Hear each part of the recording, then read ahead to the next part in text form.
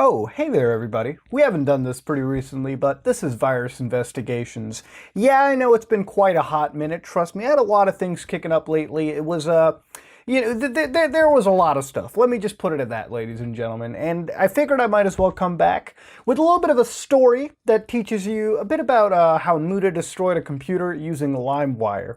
Now, if you're old enough to know what LimeWire is, congratulations, we're turned to dust together, baby.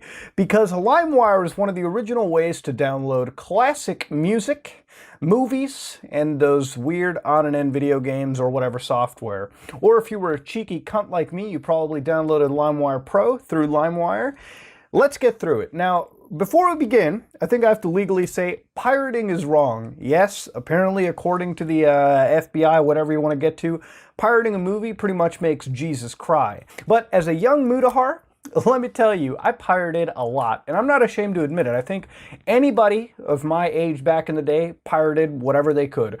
Obviously, we didn't have the funds present, so we kind of did it, and that was really it. Back in the day, music was one of those things that was only accessible, I would say, through CD stores. You know, the internet wasn't as shiny as it was back in the day. We couldn't stream whatever we wanted. A megabyte was a hot commodity to our internet service providers. So LimeWire actually was one of those things that was a product of something called Napster. See, for those of you who remember Napster, Napster was a service where you could basically do some file sharing, and a lot of people shared music. It got to a point where I think Napster had like billions of tracks on it, and the way that Napster worked was they effectively worked as an index server, and basically computers would connect to the index server and share files amongst each other. So if a computer had a certain song that another computer wanted, well, they would share the files together, as evidenced in the name, peer-to-peer file sharing. It was because of this that Napster got like that really heavy lawsuit, like they were shut down. But once people get a taste of that good stuff, that that really sticky dank kush of file sharing, you know they're going to get right back into it. So then we spawned the Nutella server craze. Now, Nutella is a delicious spread, but I'm not talking about that one. I'm talking about the amazing file sharing protocol that basically was the lifeblood of LimeWire, MP3 Rocket, BearShare, Kazaa, whatever you want to call it. There was multiple clients that existed out there, but the most prolific one was LimeWire. And LimeWire is one that we all got into. Effectively, how LimeWire worked was Nutella was like a Tor-like relay. It was effectively its own network. And the way that Nutella operated, and this is just very layman's terms, is there would be a bunch of nodes connected to the Nutella main server. And again, like Napster, if one computer had a file that people wanted, it would share those files amongst other computers. And some redundancies would be created. At one point, people would be sharing files that would belong to somebody else through to other computers and vice versa.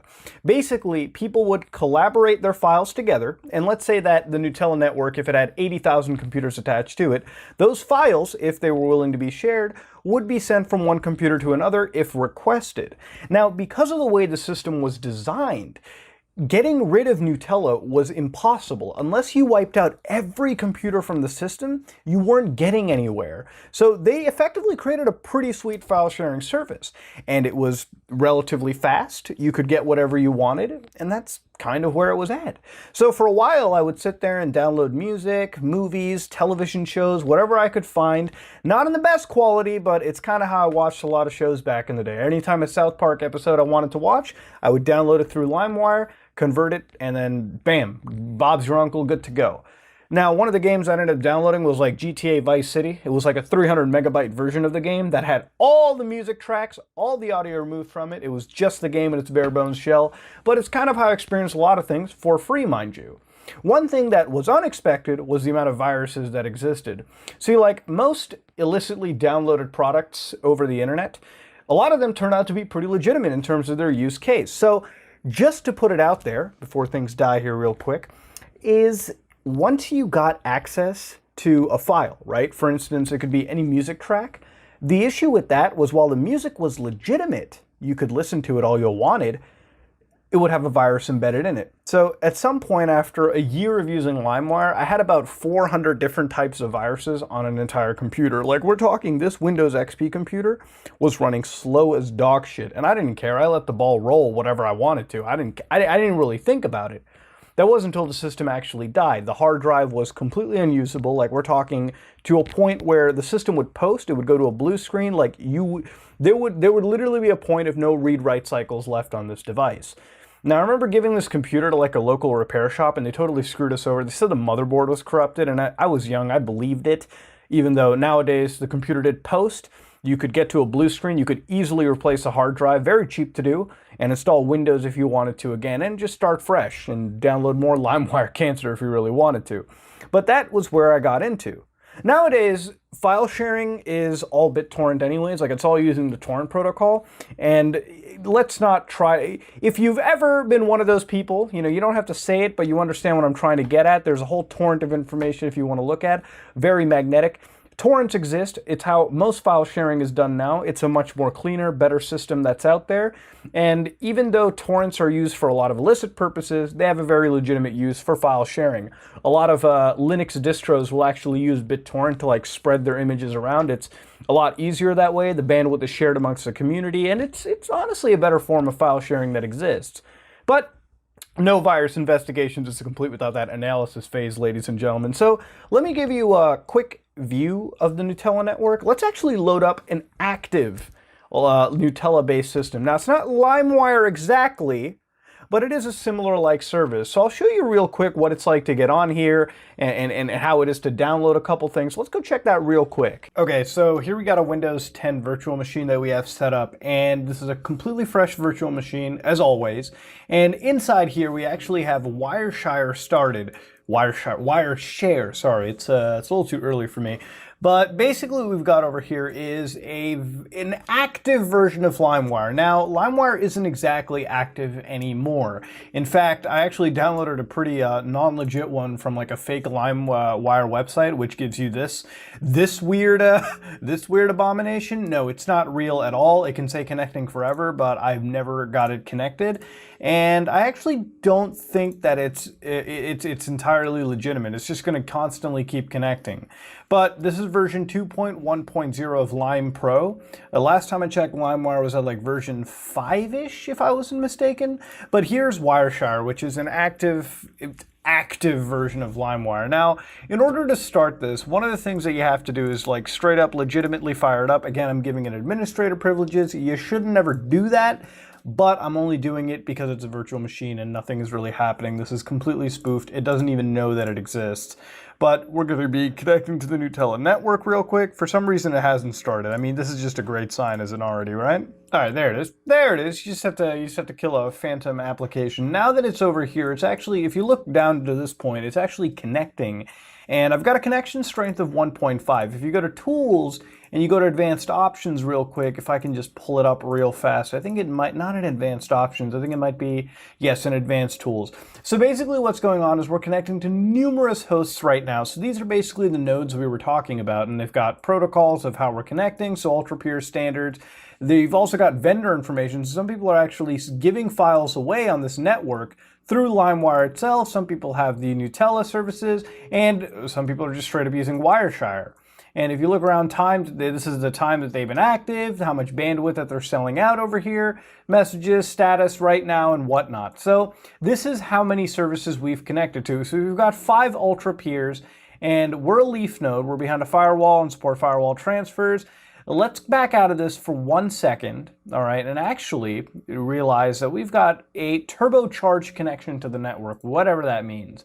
Now, if we go to the What's New search, I'm actually going to hit audio just because I want to see what's in the new realm. I'm not going to trust any video on this platform or anything else. Now, we've got some Barry White, all right, so if you wanted to download Barry White MP3s, and you can actually get quality of it, so 128, kilobytes a second, and then you've got 320 kilobytes per second on these things, but we're actually constantly searching. So right now, what it's doing is it's searching through the entire network of all the peers and what people are sharing. So we've got Richard Simmons, a 60-minute tape, take a hike exercise. All right, so we're getting everything. 21 Pilots, Peter Gabriel, Group Love, Wanda Jackson, all these individuals. And as you can see over here, we actually got multiple users in part of this. And the more and more we wait, the more and more we get popping into this situation. So it's very much an alive network if you want to download, Radiohead, Van Halen, whatever you want to call it. Again, with things like Spotify and Google Play and Apple Music, the idea of music piracy is almost dissipated to begin with, right? Like once you have services like that, you can kind of see how these begin to die down. Not only is getting those services very cheap, it's also a place where you can actually get virus-free downloads and not even have to download, just stream it straight to you. It's gotten a lot easier than it ever has, and you wonder why these things are as inactive. It is not just, of course, torrents killing this. Let's go check out something else. Let's go check out if they have some movies, for instance. So it's at this point that I've decided to look for things crossing into the movie territory, and you can actually get soundtracks from Marvel video games. Netflix so far has one episode from their series showing up in apparently excellent quality, so 844 megabytes. Maybe I think that's like a 720p rip. You can download songs from the GTA soundtrack, and there's actually torrents to get GTA 3 PC. How active that torrent must be would probably be pretty hilarious. GTA Chinatown Wars on the Nintendo DS, that's 128 megabytes, so that's probably the actual Nintendo DS version.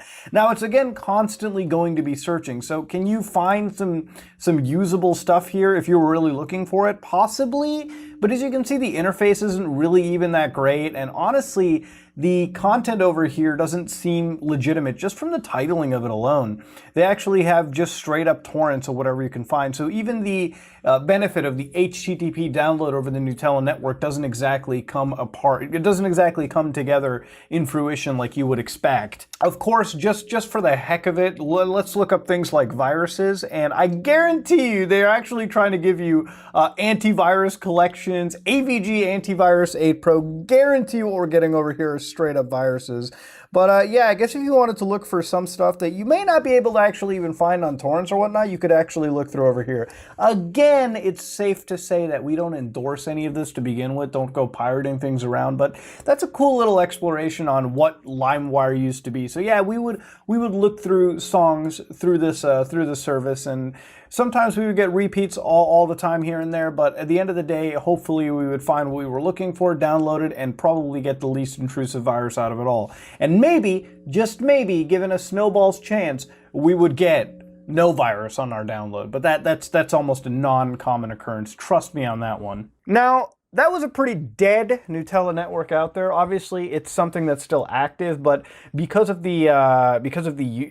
how torrents are nowadays, nobody's going to be using LimeWire-based services. It was a terrible system to keep going on further. We've already replaced it, but it's a good way to look back at how viruses used to be transmitted, ladies and gentlemen. And it's a way that I destroyed a computer back in the day, like completely legitimately. It was a Windows XP computer from HP. Completely gone, bit the dust. I don't even know where that thing is anymore, but ladies and gentlemen, that was a story of how Muta destroyed a computer as a young child using nothing but LimeWire, Kazaa, and maybe some weird-ass Russian Usenet server. I'm not sure. Actually, I didn't even know how to use Usenet back in the day, but that being said, ladies and gentlemen, that was LimeWire. So while nowadays when we're accessing movies, music, and television shows, the ability to stream it, the ability to pay for a service monthly has actually made the entire use case of piracy pretty pointless. At this point, I pay for like what, a Google Play subscription that costs like $7.99, and I end up getting whatever music I want available right there on the spot. People with Apple Music, Spotify, whatever. With the piracy is one of those things where as soon as you give a very proper way to get the product you want, very cheap, affordable way to do it, very, very, very easy way to get into things, it's going to work. It's kind of why Steam is really popular too in counteracting piracy. When you make something easy to obtain, people are going to go to it rather than pirating the software that's out there. As long as you reach the equilibrium, it's where it's at. So that's another reason why LimeWire just ain't as popular as it used to be. But ladies and gentlemen, that being said, if you like what you saw, please like, comment, and subscribe. Dislike if you dislike it. The point of these videos is to kind of entertain, to make you laugh, and honestly tell you how to keep your computer safe. Don't download random shit on your computer, don't launch random shit on your computer, and don't give administrator access to any program under the sun. Those are my 3 secret rules of the day. Not really secret, it's just common sense. But ladies and gentlemen, thank you for spending the time to watch an Indian man teach you how to not get scammed on your computer. I know, it's kind of a weird situation, right? It really kind of fucks with the mind. But that being said, this is me, Mutahar, and I am out.